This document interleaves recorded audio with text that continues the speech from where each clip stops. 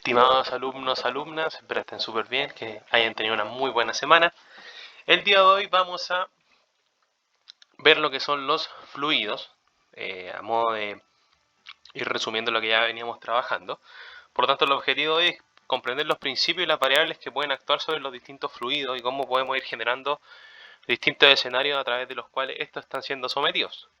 Es por eso que los aspectos clave, en primer lugar, lo que es el fluido, luego lo que son las propiedades de los fluidos, los tipos de fuerza que pueden trabajar sobre los fluidos, el concepto de flujo y el concepto de caudal. Por eso es que comenzamos con lo que es el fluido. Recuerden ustedes que el fluido se le denomina y se le conoce a toda esta materia que va a estar compuesta por determinadas moléculas, ¿cierto? Que por supuesto que las interacciones intermoleculares que existen entre sí son bastante débiles. Eso explica de que no tienen la capacidad de sostenerse de una forma concreta y tienden a adaptarse al recipiente al cual están contenidos. Eso es súper importante, ¿eh?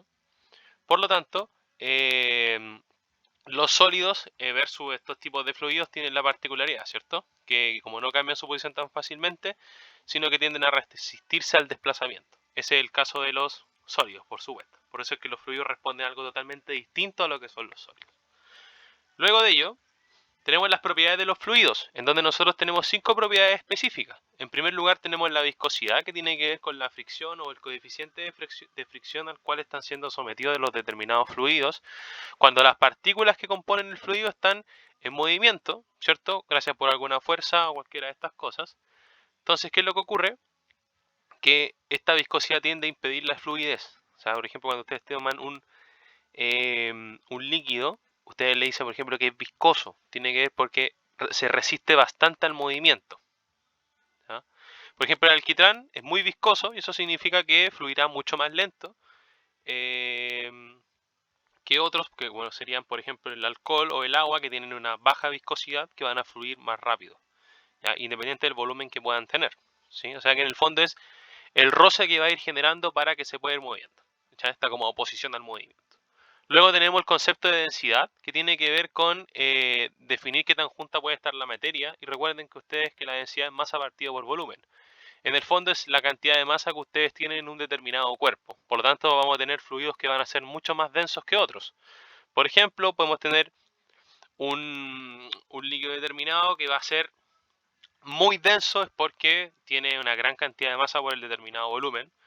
Como también tenemos algún tipo de fluido como los gases que son de baja densidad. Y eso ocurre porque tenemos muy poca masa por por una determinada unidad de volumen, en términos prácticos. Luego, el volumen, recuerden ustedes que lo vamos a definir como la cantidad del espacio tridimensional que este fluido va a utilizar, y por supuesto que va a utilizar algún tipo de una región específica. Todos los líquidos poseen un volumen determinado y va a ir variando dependiendo de cuánto volumen yo tengo de ese fluido, no del recipiente en el cual yo lo tengo, porque independiente de, ustedes pueden calcular el volumen del recipiente, pero si el volumen del fluido es más que el del recipiente, no va a alcanzar a caber ahí y se va a arrancar. Es como que ustedes intentaran echar 2 litros de agua en una botella de 1 litro, ¿cierto?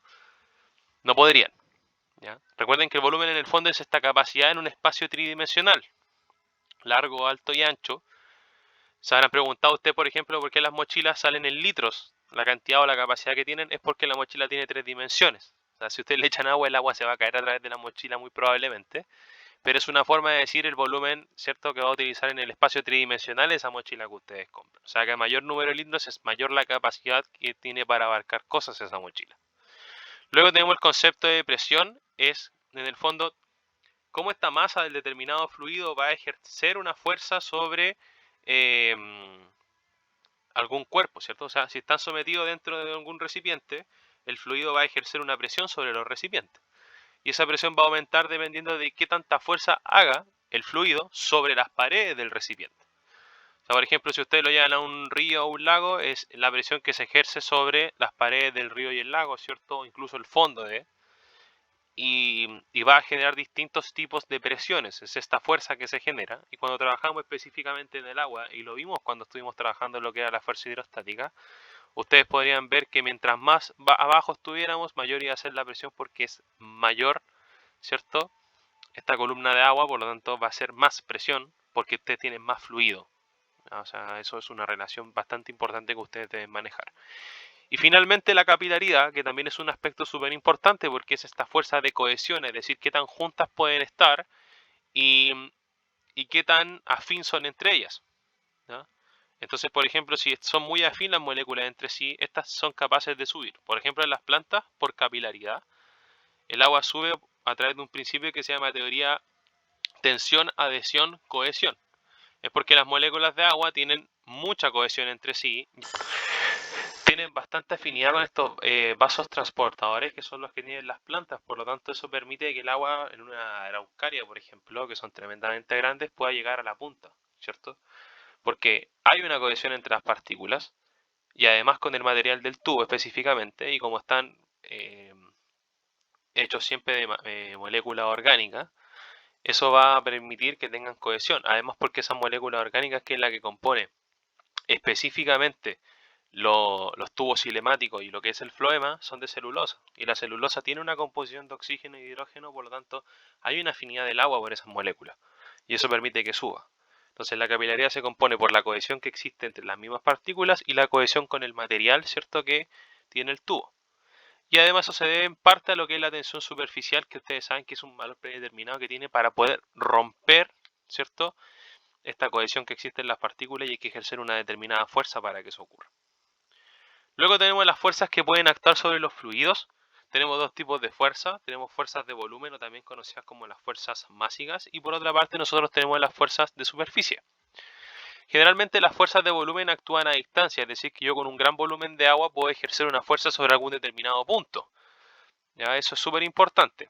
Entonces, pueden penetrar en algún interior del fluido y van a ejercer una acción sobre los elementos que están componiendo a este, como lo es, por ejemplo, la fuerza gravitatoria, que actúa a distancia. Sin embargo, las fuerzas de superficie actúan sobre la superficie, entonces lo que hacen es separar el fluido. Entonces ustedes pueden ver los tipos de fuerzas de superficie básicas. Ustedes pueden ver acá en un sector que se está aplicando una fuerza de superficie. Sin embargo, ustedes tienen una fuerza de volumen acá, en este caso en el cubo, porque está siendo sometido a una presión por todo el fluido de esa masa. Entonces son distintas las que ustedes tienen.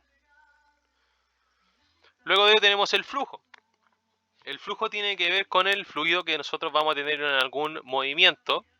Entonces, el flujo de algún determinado fluido depende de las variables que habíamos mencionado anteriormente, como la presión, la densidad, y también de la velocidad en todos los puntos del fluido. Y nosotros vamos a poder determinar un factor que vamos a ver más adelante, que es el caudal. Existen dos tipos de flujos: el flujo laminar, y también conocido como laminar estacionario, que tiene que ver cuando en cada punto determinado de la trayectoria que está llevando este fluido ocurre con la misma velocidad, ¿ya? O sea que las partículas entre sí y la trayectoria de estas no van a cambiar. Sin embargo, cuando tenemos un flujo turbulento es porque específicamente, con el caso por ejemplo de las partículas de aire, van a describir una trayectoria distinta, porque van a formar una especie de remolino, y por supuesto a su vez una alta velocidad. Entonces ustedes pueden ver acá el flujo turbulento, posee distintas direcciones, una mayor velocidad, y tiende a las trayectorias de remolino, versus lo que es el flujo laminar, que tiende a ser como más homogéneo, como ustedes pueden ver. Y vamos a tener ahora el caudal, que tiene que ver con el volumen de agua que puede atravesar por alguna determinada superficie, ¿cierto?, en algún tiempo determinado. Es decir, si nosotros queremos calcular el volumen de agua que va a atravesar por una determinada superficie en un tiempo específico, nosotros lo podemos relacionar como caudal. Va a ser igual al volumen partido por el tiempo, ¿cierto? El volumen se calcula en litros y el tiempo en segundos. Por lo tanto, ustedes podrían colocar un medidor de cierto del volumen y ver cuánto volumen pasa en un determinado tiempo en una sección de un río, por ejemplo, como lo está haciendo esta persona acá. Y ustedes podrían decir, ya, en un segundo pasaron 20 litros. Por lo tanto, el caudal sería de 20 litros por segundo, ¿ya? Nosotros, ¿cómo lo podemos relacionar? Si colocáramos un medidor de volumen sanguíneo en alguna arteria, ¿cierto?, podríamos saber cuál es el caudal de la sangre, ¿cierto? Este flujo sanguíneo. ¿Y cómo lo podemos calcular? Bueno, se calcula lo que es el volumen de sangre que atraviesa por esa determinada sección en un determinado tiempo, y ese volumen se divide por el tiempo, ¿cierto?, en segundos, y podríamos calcular el caudal que tenemos por esa determinada sección. Es decir, que lo podemos relacionar con un aspecto biológico también.